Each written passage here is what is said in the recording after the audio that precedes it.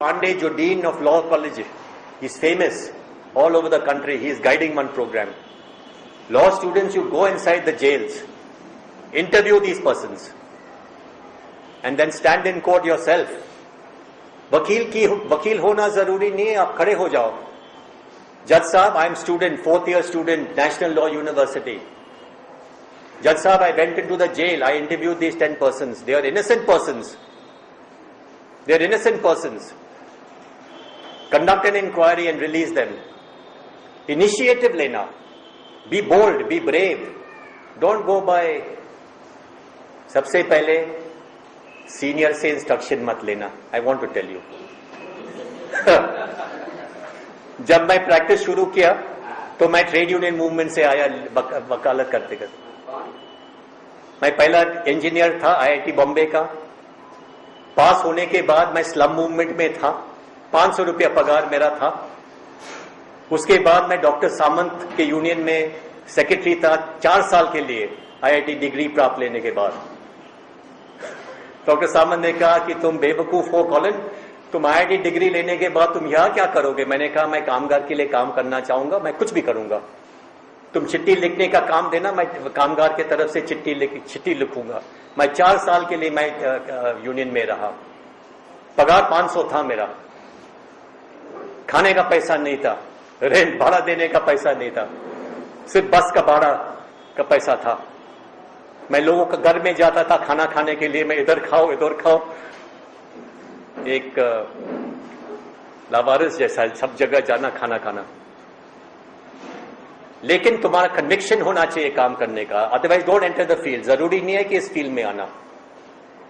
Do property rights, do drafting of suits, income tax करो, excise करो, corporate law करो. Don't go come in to this field. लेकिन एक बार आओगे, don't do kit, don't do criticism. ऐसा criticism movement का, इसका उसका उसका ये वो. Come with full conviction, otherwise don't come. जरूरी नहीं है कि ह्यूमन राइट्स मूवमेंट में आना. ह्यूमन राइट्स मूवमेंट में बहुत सारे लोग हैं जो फाइटिंग करते हैं. जरूरी नहीं है कि जब 50-50 लोगों को बीच में आना, कंफ्यूज हो जाएगा लोग. फुल कन्विक्शन के साथ में इस मूवमेंट में आना. लेकिन आप आगे आओगे, आप भूख से नहीं मरोगे. शायद शुरुआत में 4-5 साल के लिए आपका खाने का थोड़ा तकलीफ होगा. उसके बाद आप भूख से नहीं मरोगे. आप डिसेंट मिडिल क्लास एग्जिस्टेंस आप कर पाएगा. लेकिन आपको जो संतुष्टि मिलेगा आप कहीं और नहीं मिलेगा इस काम में. शाम को 5 बजे पूरा डिटेल में हम लोग करेंगे कि किस तरह का केसेस करेंगे. जैसे लोगों ने बताया कि स्कूल की परिस्थिति ये. Lunch is ready. I stop now. School teacher नहीं है, स्टूडेंट टीचर रेशियो नहीं है. One room school, first standard to 5th standard. 1 room, 1 teacher, 2 teachers. करो केस. इस तरह का केसेस में आपको हारने का चांस ही नहीं है.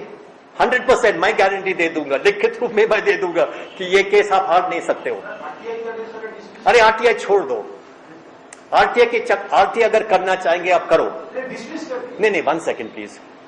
आरटीआई अगर आप करना चाहेंगे आप करो इन्फॉर्मेशन लाने के लिए. लेकिन कभी कभी मैंने देखा कि आरटीआई के चक्कर में 1 साल चला जाता है. आप खुद ही जाके स्कूल में देखो, स्टडी करो, सिचुएशन लिखो, फोटोग्राफ निकालो और हाईकोर्ट में जाके आर्ग्यूमेंट करो. अगर आप एजुकेशनिस्ट हो, कौन था वो, जेरोम ना, क्या नाम था, जेरोम चला गया. ठीक है, जेरोम. जरूरी नहीं है कि वकील हो. आप सोशल एक्टिविस्ट हो, आप एकेडमिक हो, आपका कुछ बैकग्राउंड है, आप जाके बोल दो, फाइट करो, आप you will win the case. Ration दुकानें बंद है, हॉस्पिटल में कुछ नहीं है, हमारे स्कूल्स में सब सिक्योरिटी फोर्सेस है. करो केसेस. ठीक है, इस तरह. अभी यहां पे मैं समाप्त करूंगा. शाम को 5 बजे थोड़ा विस्तार से करूंगा. Thank you. कुमार और miss Parmila ji. Parmila please.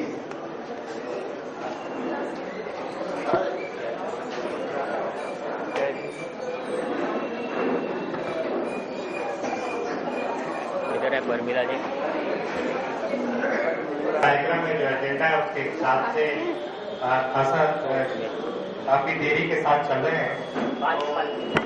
इसमें ये जो सत्र है, तो हम अपने साथियों से माफी के साथ ये गुजारिश करना चाहेंगे कि इनका जो प्रेजेंटेशन है, ये जो बातें रखें वो कम से कम समय में रखें और 7 से 10 मिनट के अंदर अपनी बात रख सके ताकि आगे का जो कार्यक्रम है उसको एडजस्ट किया जा सके। तो हम शुरुआत करते हैं गणेश रवि जी से कि वो आज एक मुद्दे पर कि यहाँ जो दलितों पर जो अत्याचार हो रहा है उनके खिलाफ जो हिस्सा होते हैं। वुमेन राइट्स लॉ नेटवर्क के द्वारा ये आयोजित कार्यक्रम जो 2 दिवसीय चल रहा है और उसमें अभी का जो सत्र है उसमें झारखंड के संदर्भ में दलित उत्पीड़न के मामले के पर है। हम आप सबों का हार्दिक अभिनंदन करते हैं, स्वागत करते हैं। आप सबों को जोहार। साथियों, जैसा कि आप सभी लोग जानते हैं कि पूरे ऐतिहासिक अगर देखिएगा तो अछूत से लेकर हरिजन तक और हरिजन से लेकर अभी दलित तक और एक लंबा पीरियड, ऐतिहासिक पीरियड दलितों के संदर्भ में जो रहा है। दलितों का मतलब ही होता है उत्पीड़ित। दलितों के साथ ही उत्पीड़ित और उत्पीड़न न हो, ये दलित और इन दोनों का बड़ा गहरा संबंध है। पूरे देश भर में सामाजिक, आर्थिक, सांस्कृतिक, धार्मिक रूप से ये बिल्कुल कटा हुआ समाज, बैकवर्ड समाज, पिछड़ा हुआ समाज। झारखंड में भी वही हालत है इसकी। साथियों, झारखंड में 13% शेड्यूल कास्ट के लोग हैं, दलित लोग हैं। और झारखंड का जब निर्माण हुआ था तो इस निर्माण में भी दलितों की एक महत्वपूर्ण भूमिका थी। पूरे झारखंड में लोग लगे हुए थे और लोगों को लगा था कि झारखंड निर्माण होने के बाद दलितों की जो समस्या है वो झारखंड में कम से कम एक बेहतर होगा, उस समस्या का समाधान होगा। लेकिन ऐसा कुछ हुआ नहीं। HRLN के तरफ से एट्रोसिटीज के मामले में एक सूचना के अधिकार का प्रयोग हम लोग 3 साल पहले किए थे। अनुसूचित जाति जनजाति अत्याचार निवारण जो अधिनियम बना हुआ है 89 उसके संदर्भ में हम लोग जानने का ये प्रयास किए थे कि झारखंड में इस कानून का क्या उपयोग और प्रयोग हो रहा है और इसमें कितना दलितों के संदर्भ में वो अच्छा काम हो रहा है। लेकिन बहुत ही अफसोस की बात है कि वो जो पूरे 22 जिले से एट्रोसिटीज के जो मामले में आए थे सूचना के अधिकार के तहत, वो बहुत ही गंभीर थे और उस पर हम लोगों ने सोचा था कि हाईकोर्ट में एक PIL भी दर्ज करेंगे, लेकिन दुर्भाग्य से ऐसा कुछ हुआ नहीं था। साथियों, एट्रोसिटीज एक्ट जो बना हुआ है उसके 7 साल से कोई बैठक नहीं हुई है स्टेट लेवल पर और कमोबेश 4 साल से पूरे झारखंड के किसी भी जिलों में अनुसूचित जाति जनजाति अत्याचार निवारण अधिनियम का कोई बैठक नहीं हुआ है। जबकि आप सभी लोग जानते हैं कि 27% आदिवासी हैं और 13% दलित हैं और इन दोनों के लिए यह जो अनुसूचित जाति जनजाति अत्याचार निवारण अधिनियम है ये एक महत्वपूर्ण अधिनियम है। बावजूद इसके कि इस अधिनियम का एक तरह से दुरुपयोग हो रहा है। आप सभी लोग जानते हैं कि झारखंड में CNT एक्ट लागू है, बावजूद इसके कि दलितों के संदर्भ में उसकी जमीन आज भी लगातार हड़पी जा रही है और ये CNT एक्ट बिल्कुल ऐसी ताक पर रखा हुआ है। झारखंड के संदर्भ में स्पेशल कॉम्पोनेंट प्लान और इस तरह से दलितों के लिए योजना बहुत सारे हैं, लेकिन एक तरह से देखिएगा तो वो सिर्फ कागजों में दिखाई देता है। अभी पिछले 2-3 साल पहले जब यहाँ पर सरकार बनी तो 3 कल्याण मंत्री बने थे। एक तो हाजी हुसैन अंसारी जी थे, एक चंपई सोरेन थे और एक बिमला प्रधान थी। लेकिन दलितों के कल्याण के संदर्भ में ये तीनों का कोई इंटरेस्ट नहीं था और एक दूसरे पर ये फेंकते रहते थे कि मैं तो आदिवासी कल्याण का मंत्री हूँ, एक बोलते थे हम तो अल्पसंख्यक कल्याण का मंत्री हैं, एक बोलते थे महिला कल्याण का हम तो मंत्री हैं। ये दलित कहाँ है झारखंड में भाई? और एक तरह से देखिएगा कि उसके डेवलपमेंट के लिए, दलितों के डेवलपमेंट के लिए बहुत सारे जो पैसा थे वो 3 सालों तक इधर से इधर ऐसे ऐसे घूमता रहा। और फिर क्या हुआ, स्पेशल कॉम्पोनेंट प्लान का पैसा बड़े बड़े वो बिजली का जो पोल पर खंबा पर वो लगते हैं। और इस तरह से देखिएगा तो दलितों के जो सरकारी लाभ मिलना चाहिए वो भी नहीं मिल रहा है और दलितों का लगातार उत्पीड़न हो रहा है। भूख के सवाल पर पलामू के संदर्भ में जितने भी मौत होते हैं वो मैक्सिमम मौत होते हैं वो दलितों के मौत होते हैं। भुइयां, तूरी, मुसहर, ये आज भी एकदम हाशिए पर लोग हैं। झारखंड में 23 अनुसूचित जाति के लोग हैं और 23 में अगर 3 को छोड़ दिया जाए तो 20 अनुसूचित जाति की हालत इतनी बदतर है कि वो एकदम हाशिए पर है। और अभी जो पहले के सत्र में आप लोग देख रहे थे कि झारखंड के संदर्भ में क्या क्या कुछ हो रहा था, उसका सारा का सारा मार ये 13% दलित भी झेल रहा है। नक्सलाइट के नाम पर उधर मैक्सिमम लोग जेल जा रहे हैं, उत्पीड़न हो रहा है। और ये दलित जो समुदाय है ना, ये सामाजिक, आर्थिक, सांस्कृतिक तौर पर, धार्मिक तौर पर, बल्कि दोहरी तरह से आज भी मार झेल रहा है। क्या है? समाज में दलित का मतलब बिल्कुल नीचे, अभी भी फ्यूडल वो मानसिकता है और उसमें दलित अभी भी पीछे है और सरकार की तरफ से जो कुछ भी योजना है उसमें भी यह पीछे है। मतलब ये दोहरी गुलामी आज की तरफ में भी जी रहा है। एक तरह से सामाजिक उत्पीड़न और दूसरी तरफ से सरकारी उत्पीड़न, ये दो तरह के उत्पीड़न आज भी झेल रहा है। बाबा साहब अम्बेडकर पर यह क्लेम लगता है कि वो आजादी में बहुत बड़ी कोई भूमिका नहीं निभा रहे थे। बाबा साहब अम्बेडकर बोलते भी थे कि हम चाहते हैं पहले हमारी आजादी और तब हम चाहते हैं देश की आजादी, क्योंकि अगर देश आजाद हो जाएगा तो हमारा लोग दोहरी गुलामी झेलेंगे। एक तो यहाँ की सामाजिक वो जो परिवेश है उस पर और एक वो का। तो मुझे लगता है कि बहुत सारा कुछ देश आजाद हुआ, झारखंड का भी निर्माण हुआ, 10-12 साल हो गए, लेकिन ये दलितों के संदर्भ में कोई ऐसा कोई प्लान नहीं बना। और जो केंद्रीय प्लान भी था उस केंद्रीय प्लान का भी एक तरह से कहिए कि वो सारे के सारा चीज दुरुपयोग हो रहा है। तो साथियों, इस तरह से झारखंड के संदर्भ में दलित उत्पीड़न लगातार हो रहे हैं और अभी राइट टू एजुकेशन है, लागू है झारखंड में, पूरे देश भर में। लेकिन आप चलिए वो पलामू में हम आपको दिखाते हैं, मुसहर का एक बच्चा मात्र है जो स्कूल जाता है, बाकी मैक्सिमम लोग ये है पलायन कर जाते हैं। भूइयां समुदाय का लोग आज भी स्कूल नहीं जा रहे हैं। इसी तरह से तूरी समुदाय का लोग आज भी स्कूल नहीं जा रहे हैं। तो रोटी, कपड़ा, मकान, शिक्षा सवाल जो है वो दलितों पर सबसे ज्यादा है। हम तो कहते हैं कि आदिवासियों से भी ज्यादा ये दलित जो है वो झेल रहा है। उसकी कहीं कोई सम्मान नहीं है, कहीं कोई पहचान नहीं है। और झारखंड के संदर्भ में दलित लीडर भी नहीं है, आवाज उठाने वाले भी लोग नहीं है, विधानसभा में कोई बातचीत नहीं होती है उसकी दलितों के लिए।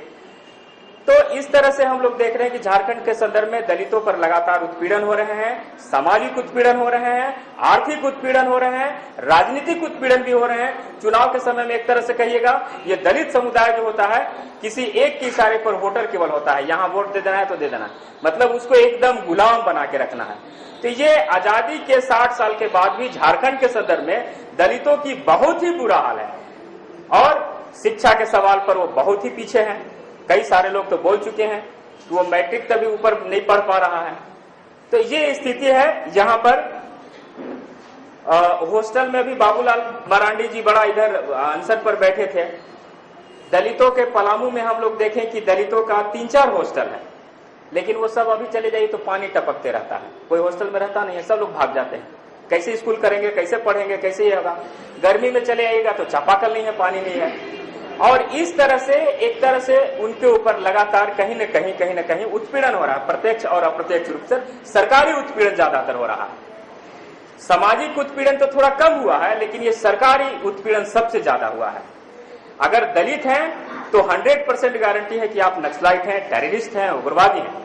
ये स्थिति है पलामू, गढ़वा, लातेहार, झारखंड में और दूसरे जगह पर देखिएगा तो ये एक मामला चल रहा है साथियों।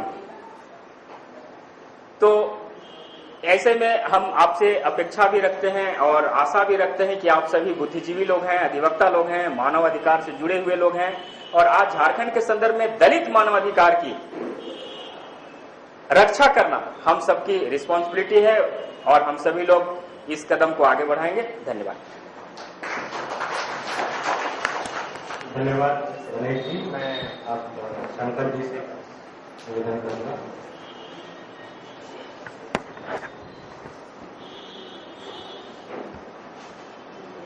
साथियों, जोहार, जय भीम।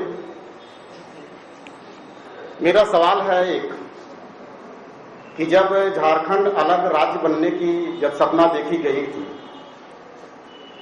तो क्या आदिवासी समाज ये सपना देखे थे? नहीं।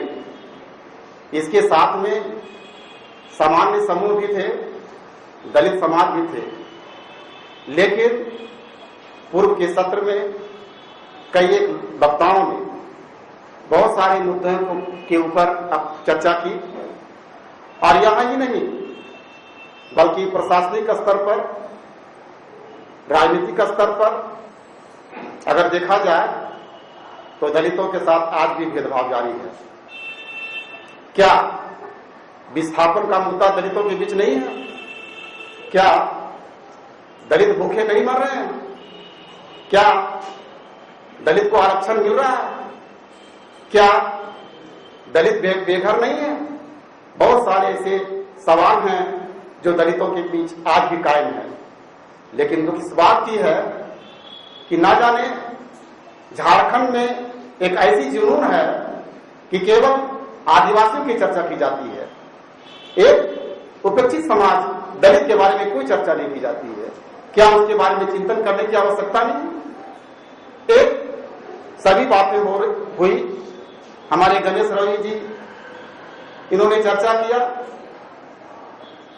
और इसमें देखा जाए तो छुआछूत, भेदभाव, जात पात ये तो होते ही आया है, ये आज भी कायम है।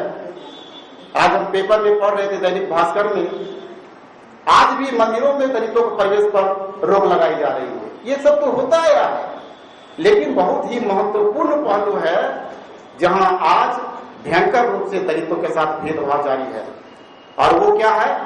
पोषण का मुद्दा। आप देख लीजिए कि पोषण के क्षेत्र में कहां दलितों के साथ भेदभाव हो रहा है। ये 4 जगह भेदभाव है। पहला है आंगनबाड़ी केंद्र।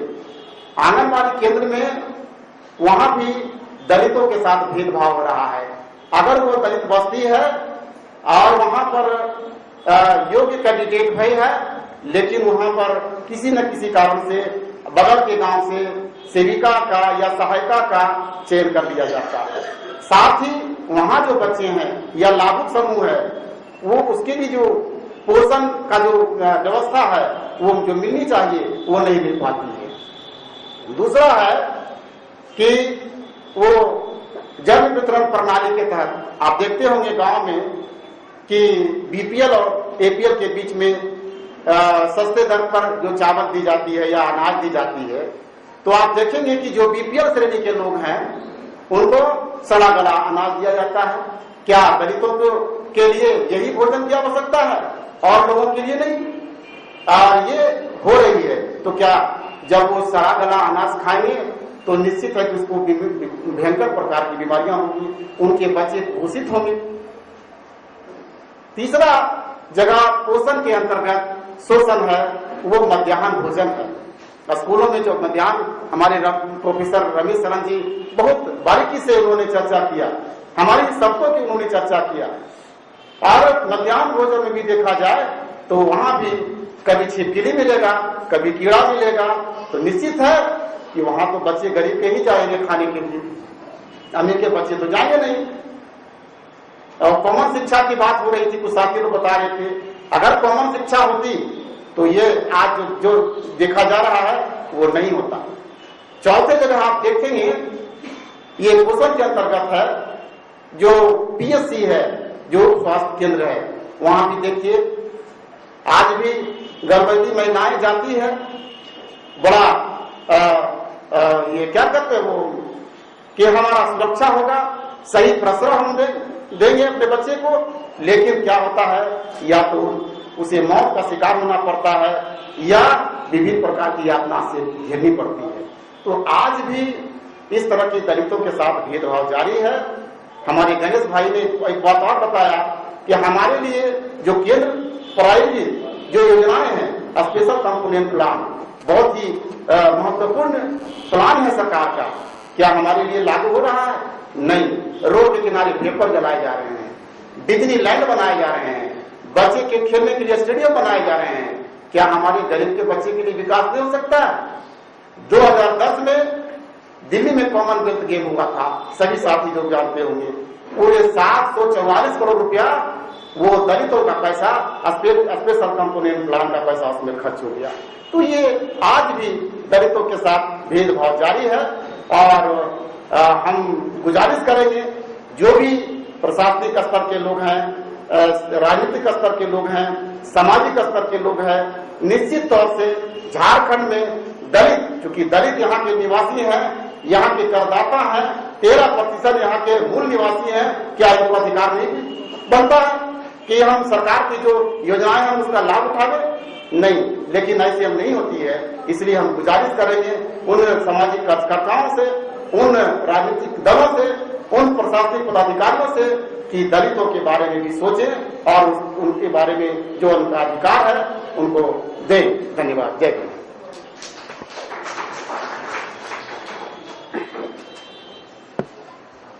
यकीनन ये जो स्थिति है वो बहुत ही दुखदायी और बहुत ही प्रॉब्लम्स हैं उसमें, लेकिन हम ये जानना चाह रहे हैं, मतलब ये अच्छा रहेगा अगर हम इसको ये देख सकें कि क्या कुछ किया जा सकता है।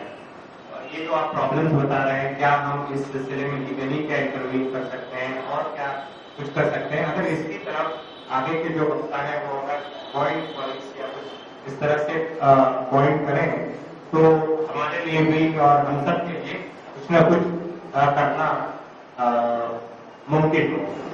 तो मैं इस उम्मीद के साथ ललन जी को सभी को जय भीम, जोहार।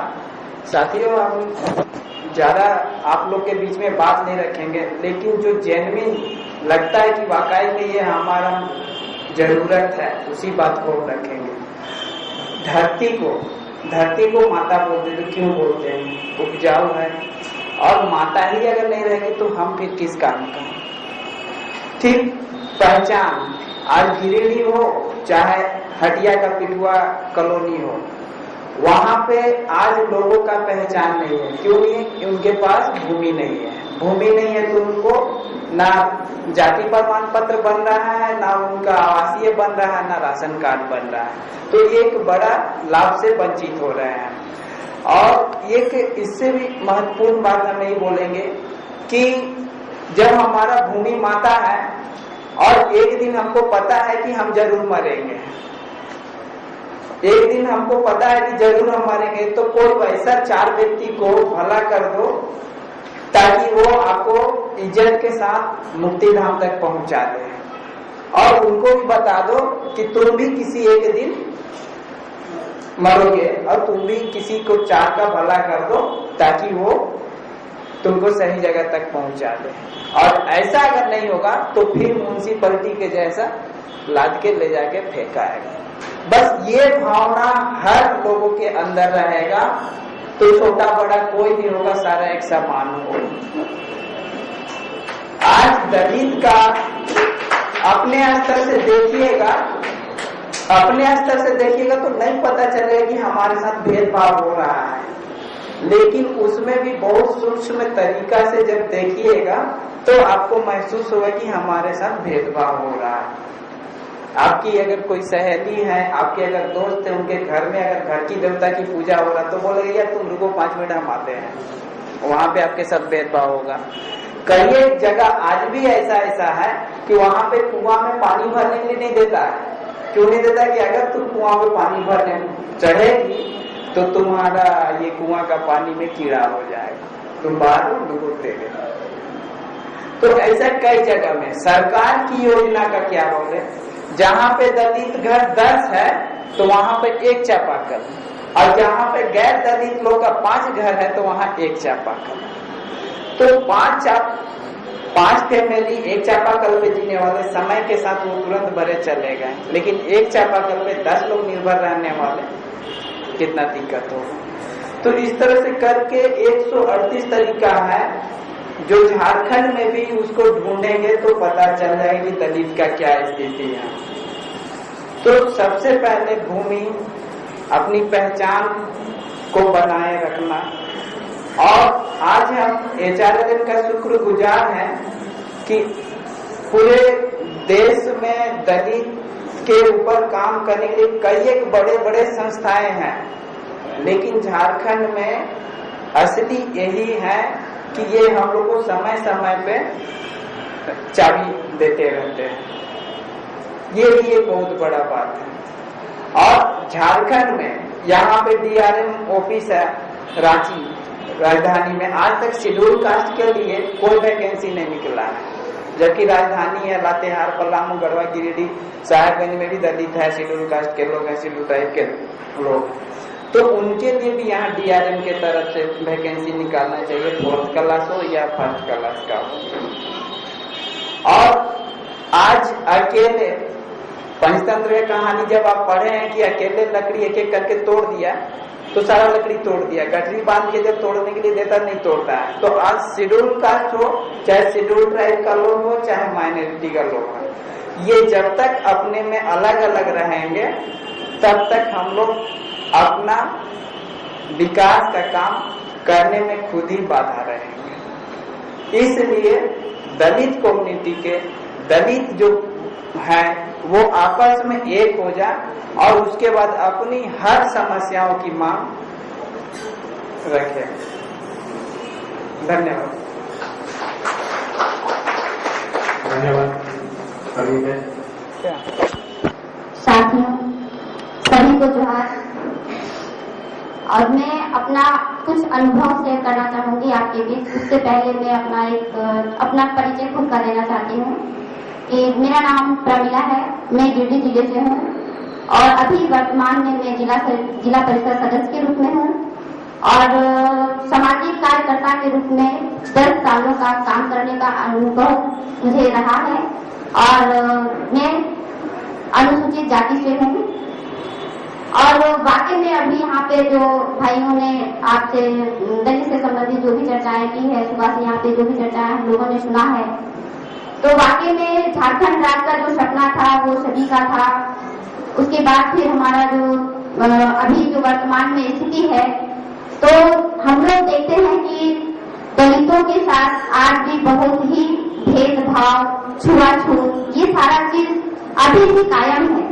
भले ही उसका स्टैंडर्ड थोड़ा सा चेंज हो गया है, लेकिन पहले था कि सरेआम होता था, खुलेआम होता था, आज वो ओपन नहीं होता है, लेकिन फिर भी होता है, क्योंकि उसका खुद मैंने अनुभव किया है हर जगह पे। तो इसको दूर कैसे किया जाए हर क्षेत्र में। अभी यहाँ पे जैसे या तो वो पोषण की चर्चा हुई हो, या शिक्षा की चर्चा हुई हो, या सरकारी योजनाओं की चर्चा हुई हो, या सरकार की दोहरी नीति की चर्चा हुई हो, तो उसमें यहाँ जो हम लोग आज बैठे हैं कार्यक्रम में ह्यूमन राइट और इनके माध्यम से, क्योंकि हमेशा कानून की बात होती है, न्याय दिलाने की बात होती है और अधिकारों की बात होती है, तो हम लोग इनके माध्यम से समाज में बदलाव कैसे ला सकते हैं और हम उनके लिए क्या कर सकते हैं। महिलाओं की तो वर्तमान में महिलाओं की स्थिति जो है वो तो दयनीय है ही, जनरल सभी के लिए। मैं ये नहीं कहती कि खास एक वर्ग की महिला शोषित है, लेकिन उसमें से सबसे ज्यादा शोषित है SC की महिलाएं, दलित की महिलाएं, इसलिए कि उनमें अपनी बात कहने की क्षमता नहीं होती है। यदि वो कुछ कहना भी चाहती हैं तो वो नहीं कह पाती हैं।